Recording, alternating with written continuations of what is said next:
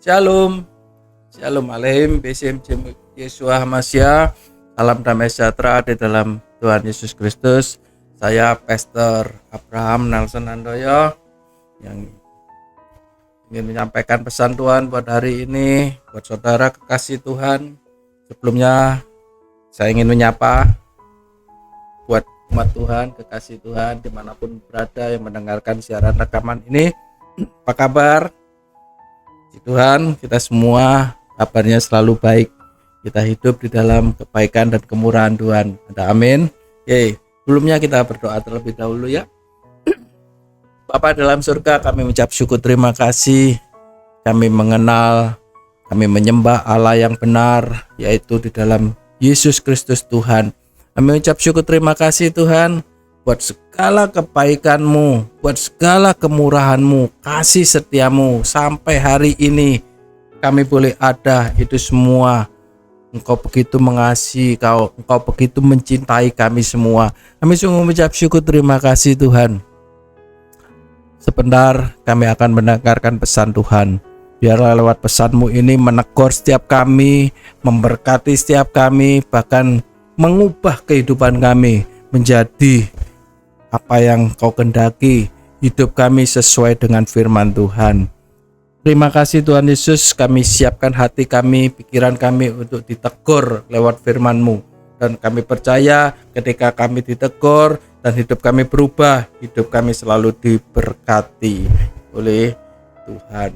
Dan yang sakit disembuhkan oleh firman-Mu di dalam nama Tuhan Yesus Kristus. Yang lemah dikuatkan, bahkan yang dalam masalah Tuhan beri jalan keluar. Kami mengucap syukur terima kasih. Kami percaya kami punya Allah yang hidup, Allah yang dahsyat, hanya di dalam satu nama, dalam nama Tuhan Yesus Kristus. Ucap syukur, haleluya, amin. Oke, saya sudah mempersiapkan buat pesan Tuhan hari ini. Saudara kekasih Tuhan, saya di belakang rumah saya itu ada sebuah rumah bangunan baru aja dibangun beberapa bulan yang lalu, beberapa waktu yang lalu baru dibangun, dan saya suka memperhatikan bangunan itu. Bahkan saya sendiri juga beberapa tahun masih baru aja, tahun 2020, 2021 saya juga bangun rumah di Tuhan karena kebaikan Tuhan, kemurahan Tuhan. Tapi yang ingin saya sampaikan, yang di belakang rumah saya ini saya suka mengamat-ngamati. Nah, dari yang punya rumah itu beli rumah, itu rumah yang lama, yang jeleknya minta ampun ya kan. Jadi bisa dibilang, hampir dibilang dia beli tanahnya aja, dia ambruk dirobok bangunan yang lama, lalu dibangun ulang, ditata ulang sama dia. Nah, mulai dari ditata ulang ini saya suka mengamat-ngamati. Kalau saya jalan pagi, di setiap pagi itu saya ngamati dari awal itu terlihat fondasi-fondasinya. Dari bangunan ini terlihat masih fondasi-fondasi. Terus sampai mulai batu batanya berdiri. Step by step batu batanya berdiri. Ketika batu bata mulai berdiri 1 meter aja katakan, sudah mulai terlihat polanya. Bentuk-bentuk rumahnya sudah mulai terlihat. Sampai akhirnya berapa bulan kemudian saya perhatikan terus rumah ini sudah kira-kira finish 80%, katakanlah finish sudah 80%, sudah terlihat banget. Bangunan itu sudah terlihat banget, 2 lantai, plafonnya, gentengnya dan sebagainya. 80% sudah jadi. Saya senang, saya senang banget. Saya perhatikan, wah, bagus ya. Dari rumah sebelumnya, bangunan dari sebelumnya dirobohkan, dibangun ulang sama dia, sama yang pemiliknya, jadi rumah yang bagus gitu kan, yang besar, yang bagus terlihat. Yang awalnya yang lama itu sudah jelek, sudah usang, terus begitu ya nggak terawat, kotor dan lain sebagainya lah. Terus pokoknya gitu. Terus dengan dibangun ini bagus banget, terlihat sangat mulai kelihatan bagus. Padahal bangunan masih 80%. Bangunan masih 80%. Terus bertambah bulan, akhirnya yang 80% menjadi 90%, hampir finish. Jadi finishnya udah 90%. Semakin lihat bagusnya, tampak penampilannya dari luar. Wow, menyenangkan banget gitu kan. Dari 90% aja saya sudah nilai rumah ini bagus. Rumah ini elok. Enak bakalan nanti ditempati pun jadi nyaman, enak gitu.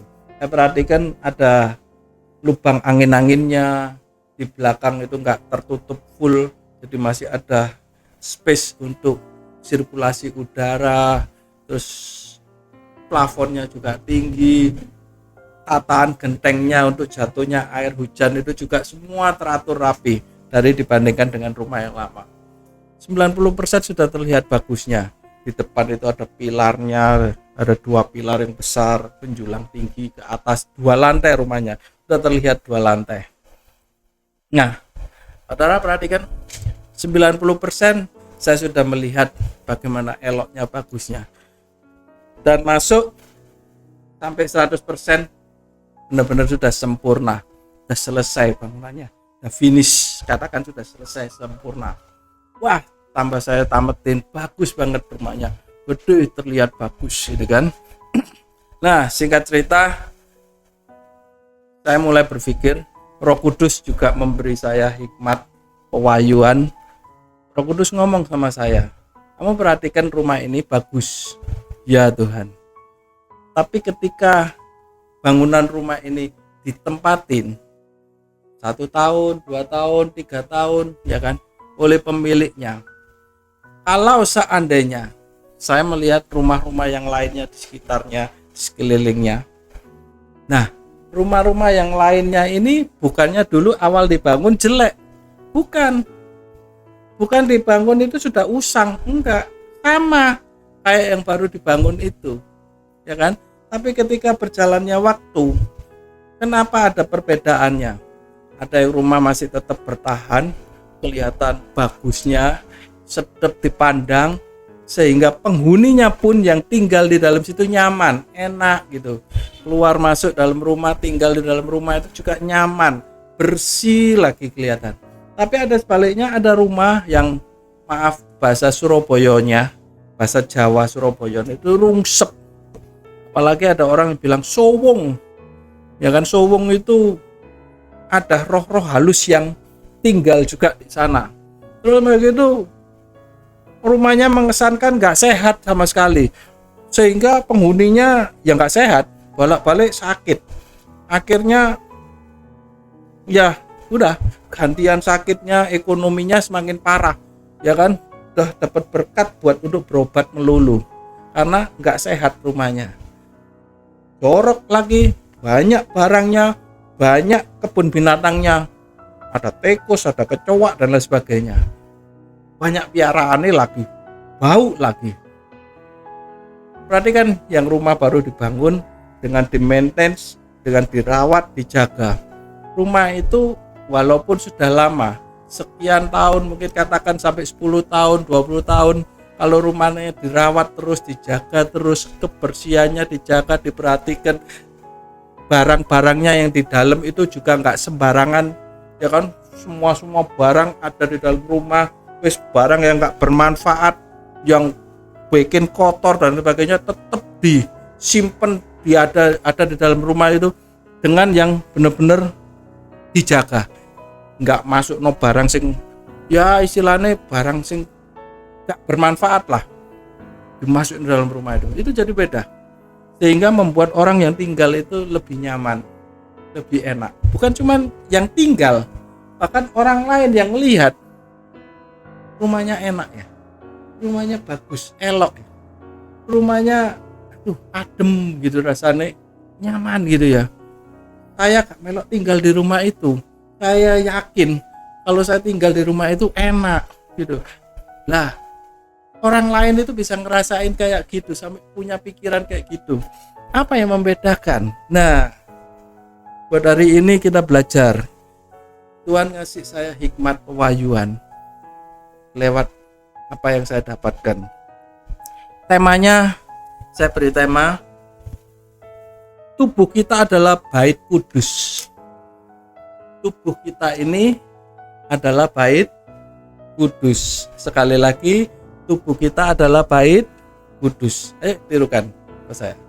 Tubuh kita adalah bait kudus. Sekali lagi kita tempelkan dalam pikiran kita, dalam hati kita, bahwa tubuh kita ini adalah bait kudus.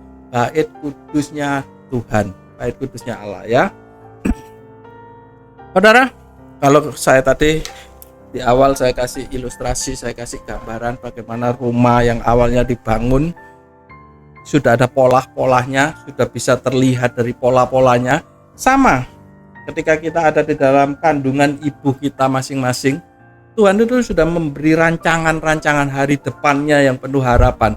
Rancangan-rancangan yang damai sejahtera. Bukan rancangan-rancangan kehancuran, bukan rancangan sakit penyakit, bukan rancangan sesuatu yang buruk menimpa hidup kita, bukan rancangan kecelakaan, bukan. Sekali lagi, rancangan Tuhan itu selalu baik, sangat baik untuk saudara dan saya. Sudah terlihat, bahkan sejak di dalam kandungan ibu kita, itu sudah dirancangkan oleh Allah. Ketika kita lahir di muka bumi, umur 1 tahun, 2 tahun, 3 tahun, sampai 10 tahun, 20 tahun, lewat kehidupan, perjalanan kehidupan, mulai terlihat. Nah, terlihatnya yang bagaimana? Ada perbedaannya. Firman Tuhan memberi saya pewahyuan, tubuh kita ini bait Allah. Sama seperti rumah itu, rumah yang senantiasa dijaga, dirawat, diperhatikan, kebersihannya diperhatikan, nggak jorok, nggak sembarangan, itu akan memberi dampak yang bagus untuk yang tinggal di dalamnya. Tubuh kita ini juga harus sama. Saudara dan saya harus menjaga tubuh jasmani kita. Yang kita sudah ada di muka bumi, lahir, puji Tuhan, kita sebagai manusia dilahirkan di muka bumi sampai hari ini dengan usia sekian, kita harus menjaga tubuh kita, nggak bisa sembrono. Sama seperti bangunan rumah itu tadi. Kalau kita sembrono, maaf nih, makan nggak diatur, porsinya nggak diatur, terus yang dimakan juga nggak sehat lah, istilahnya saya katakan. Nah, hati-hati, nggak ada kata-kata gini, nggak apa-apa, mau badan saya sekian, mau bagaimanapun, yang penting sekarang saya sehat. Hati-hati, kalau kita nggak jaga makan, ya kan? Ya, sekarang belum sakit, tapi suatu hari saya nggak berdoa. Tetapi kalau kita jaga makan, atur pola hidup kita, tidurnya jam tidur teratur, ya kan? Nggak tidur terlalu malam. Pagi kita menyiapkan bangun pagi, selalu berjumpa dengan Tuhan, berdoa, memuji dan menyembah Tuhan. Lalu kita beraktivitas, kita bekerja, kita makan dengan pola makan yang baik dan benar dan sehat, ya kan?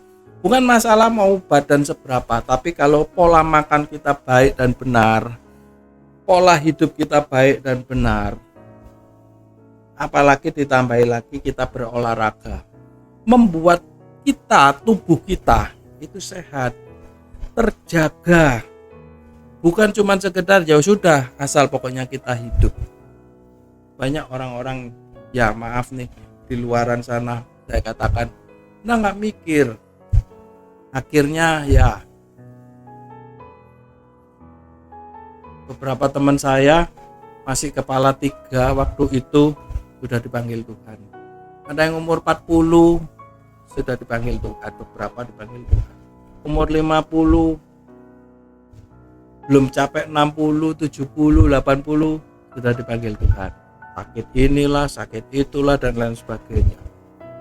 Ayo, saudara kekasih Tuhan, lewat renungan firman Tuhan hari ini saya ingatkan saudara, kita harus jaga tubuh kita. Kita harus rawat tubuh kita dengan baik. Jangan sampai ya seperti rumah itu tadi, bangunannya nggak karu-karuan, yang seharusnya sudah terbangun, tertata rapi, indah, tapi kita rusak sendiri berjalannya waktu. Yang pertama, ayo rawat tubuh jasmani kita. Rawat dan jaga tubuh jasmani kita. Kita buka 1 Korintus pasal 6 ayat 12 dan 13. 1 Korintus pasal 6 ayat 12 dan 13. Saya bacakan buat saudara. Segala sesuatu halal bagiku, tetapi bukan semuanya berguna. Sekali lagi, perhatikan. Di sini yang dimaksud adalah makanan.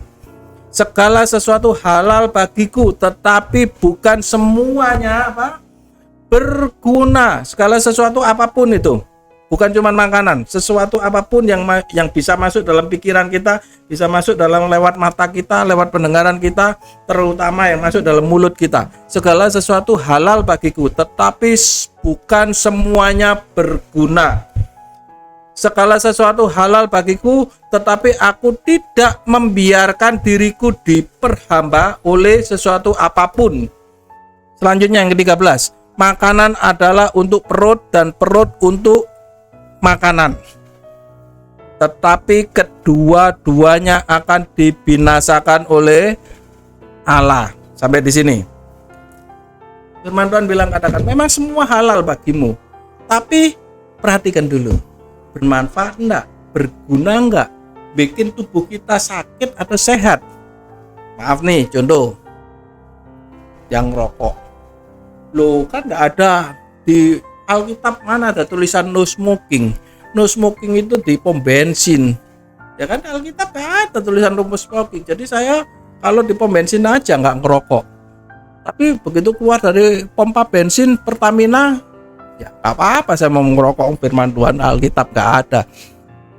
Saudara, perhatikan, kalau saudara masuk di pompa bensin di Pertamina atau di dalam lift atau dalam mall, kira-kira kalau saudara ngerokok, ditegur satpam gak?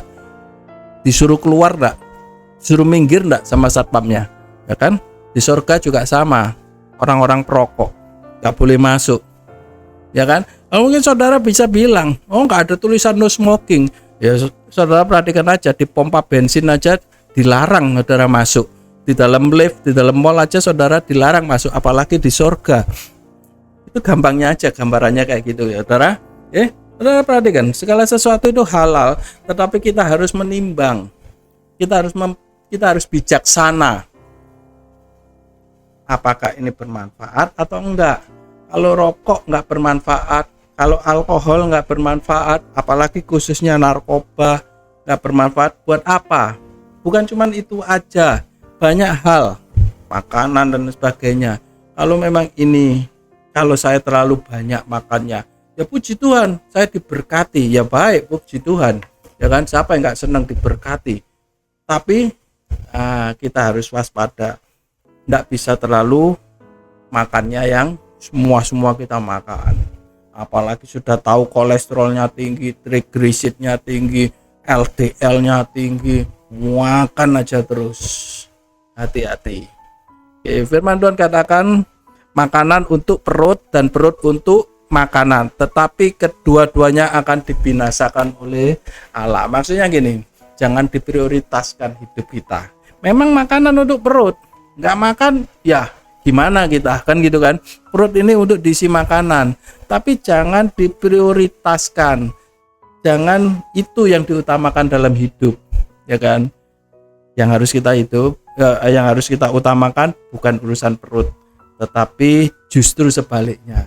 Kita hidup di dalam firman Tuhan. Yuk, selanjutnya. Selain kita rawat dan jaga tubuh jasmani kita, yang kedua, rawatlah dan jagalah tubuh kita adalah bait kudusnya Allah. Yang pertama, rawat dan jaga tubuh jasmani kita. Yang kedua, rawat dan jaga tubuh kita sebagai bait Allah. Sebagai bait kudusnya Allah. Tubuh kita ini sebagai bait Allah, bait kudusnya Allah. Kita harus jaga, kita harus rawat. Rawatnya, jaganya bagaimana? Kita buka 1 Korintus pasal 6 ayat 18. Jauhkanlah dirimu dari percabulan. Setiap dosa lain yang dilakukan di dilakukan manusia di luar dirinya. Sorry, sebentar, saya ulangi lagi. Setiap dosa lain yang dilakukan manusia terjadi di luar dirinya, tetapi orang yang melakukan percabulan berdosa terhadap dirinya sendiri. Tidak tahukah kamu bahwa tubuhmu adalah bait Roh Kudus yang diam di dalam kamu, dan Roh Kudus yang kamu peroleh dari Allah, dan bahwa kamu bukan milik kamu sendiri, sebab kamu telah dibeli dengan harganya, telah lunas dibayar. Karena itu muliakanlah Allah dengan tubuhmu. Sekali lagi firman Tuhan bilang, katakan jauhkan dirimu dari percabulan. Puji Tuhan Pak, saya enggak cabul, saya enggak melakukan dosa seks dan sebagainya. Ya puji Tuhan, oke. Tapi firman Tuhan katakan bukan cuman itu, setiap dosa lainnya, dosa yang lain yang dilakukan oleh manusia, banyak hal. Firman Tuhan katakan jauhkanlah. Kita harus jaga tubuh kita dari bait kudus. Tubuh kita ini adalah bait kudus. Yang berbicara bait kudus karena yang tinggal adalah Roh Kudus. Yang namanya Roh Kudus itu nggak suka yang sesuatu yang bertentangan dengan Dia, yang bertentangan dengan hukum-hukum Allah, ya kan? Nah, kita harus jaga. Jangan kotori tubuhmu, jangan kotori bait kudusmu. Kayak tadi saya ceritakan, saya kasih gambaran rumah yang tadinya sudah dibangun rapi, bagus, indah, elok. Orang lihat itu senang banget bangunannya. Tapi seiringnya waktu nggak dijaga, nggak dirawat, sakarepe dhewe, hidupnya nggak takut akan Tuhan. Semua dimasukno, barang-barang yang nggak bermanfaat dimasukno. Apa itu barang-barang nggak dimasukno? Barang-barang yang najis di hadapan Tuhan, menjijikkan di mata Tuhan, terus dimasukno semua. Ya otomatis yang tinggal di dalam rumah itu nggak bakal betah. Demikian juga sama, tubuh kita adalah bait kudusnya Tuhan. Kalau semua hal-hal yang najis dimasukkan, yang kita terima semuanya, kita masukkan dalam pikiran kita, hati kita, dalam hidup kita, otomatis Roh Kudus akan minggir, nggak akan betah, nggak akan tinggal bersama dengan kita. Nah, ayo kekasih Tuhan, umat Tuhan yang disayang Tuhan, kita harus menjaga, merawat Roh Kudus. Firman Tuhan bilang gini, tidak tahukah kamu bahwa tubuhmu adalah bait Roh Kudus? Sekali lagi berbicara bait Roh Kudus, berbicara kekudusan. Berarti apa? Kita harus hidup dalam kekudusan. Kita harus hidup benar di mata Tuhan. Jangan sampai ada sesuatu yang menajiskan bagi Tuhan. Jangan sampai ada ilah lain. Jangan sampai ada sesuatu yang membuat Roh Kudus gak tinggal betah, akhirnya minggir. Sebaliknya, bagaimana cara merawat dan menjaga tubuh kita sebagai bait Allah? Ingat, firman Tuhan katakan, sebab saudara milik Kristus. Saudara dan saya adalah milik Kristus. Sudah lunas dibeli. Sudah dibeli dengan harga yang mahal. Sudah lunas harganya. Dibeli dengan apa? Dengan harga yang mahal apa? Dengan darah Kristus, lewat kematiannya di kayu salib, menebus dosa-dosa saudara, menyucikan saudara yang tadinya saudara hidup dalam dosa. Sudah diampuni segalanya dosa-dosa kita, sudah dibersihkan, kita sudah jadi rumah yang bagus, yang indah, ditinggali sama Roh Kudus rumah itu, yaitu tubuh kita. Jangan sampai dikotori lagi. Tuhan sudah membeli kita dengan harga yang mahal, yaitu lewat kematian Yesus Kristus di kayu salib, menebus kesalahan kita, menebus dosa kita. Yuk, bagaimana kita harus hidup, menjaga dan merawat tubuh kita sebagai bait Allah? Yang pertama, hidup benar, hidup kudus di mata Allah. Tadi firman Tuhan dikatakan dari 1 Korintus tadi berbicara Bentar. 1 Korintus pasal 6 ayat 13 yang bagian B. Firman Tuhan bilang gini.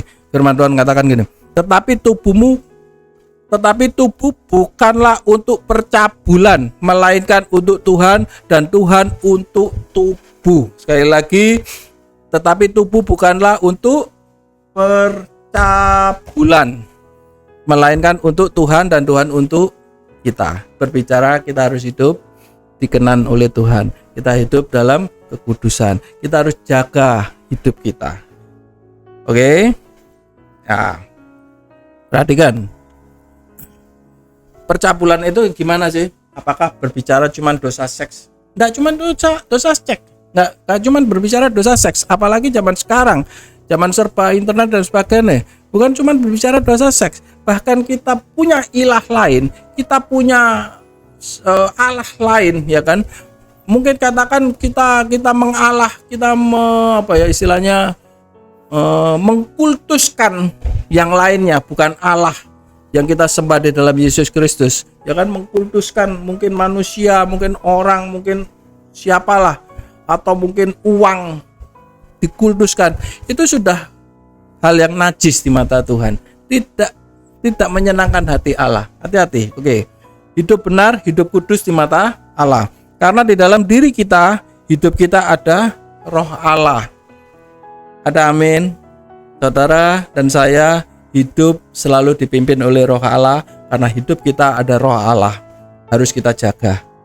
Hidup benar, hidup berkenan, hidup dalam firman Tuhan. Oke, yang kedua, bagaimana kita harus merawat dan jaga tubuh kita sebagai bait kudusnya Allah. Jaga roh Allah biar betah ada di dalam tubuh kita. Kita harus menjaga sendiri. Bukan tugasnya Allah yang jaga. Kita berdoa, Tuhan jagalah tubuhku, jagalah pikiranku, jagalah hatiku dari sesuatu yang najis. Salah. Kita sendiri, tugasnya kita sendiri yang harus menjaga dan merawat. Jangan sampai roh Allah nggak betah meninggalkan kita. Oke? Kita harus jaga. Oke. Terus selanjutnya yang ketiga, hiduplah di dalam firman Allah, dan firman selalu tinggal di dalam hidup kita. Firman itu telah menjadi Kristus Yesus. Firman itu telah menjadi manusia, yaitu Yesus Kristus, dan sudah naik ke surga. Dia mengutus rohnya yang kudus untuk tinggal bersama dengan kita, hidup dalam tubuh kita sebagai bait Allah. Lah, kita harus hidup dalam firman Kristus, dan firman itu ada di dalam hidup kita. Simpel, sederhana. Dengan demikian, kita percaya tubuh kita yang tadinya bait Allah, yang sebagai bait Allah, selalu dikenan, selalu menyenangkan hati Allah. Oke? Selain kita harus menjaga tubuh jasmani, bagi kita juga harus menjaga tubuh kita sebagai bait kudusnya Tuhan. Sekian renungan firman Tuhan, kita berdoa.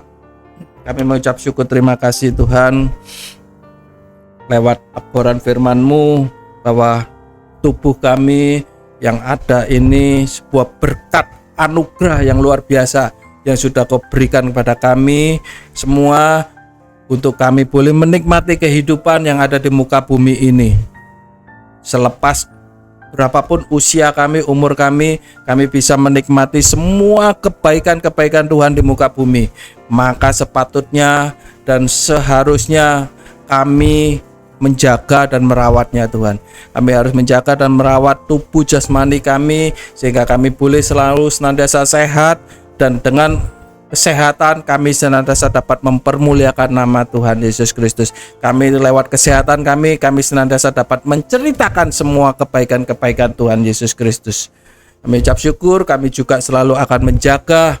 Kami berjanji, yang sudah mendengarkan pesan Tuhan buat siang hari ini, kami bertobat dan kami berjanji kami akan merawat dan menjaga tubuh kami sebagai bait kudusnya Tuhan, bait Allah, untuk selalu roh Allah, yaitu roh kudus-Mu Tuhan, selalu tinggal diam di dalam hidup kami, memimpin kehidupan kami hari lepas hari, dan terus senantiasa menyertai kehidupan kami sampai pada berkesudahan. Kami ucap syukur terima kasih Tuhan buat renungan hari ini. Kami mau melakukan firman Tuhan hanya di dalam satu nama, dalam nama Tuhan Yesus Kristus yang sudah menerima berkat Tuhan. Mari sama-sama katakan amin. Tuhan Yesus memberkati.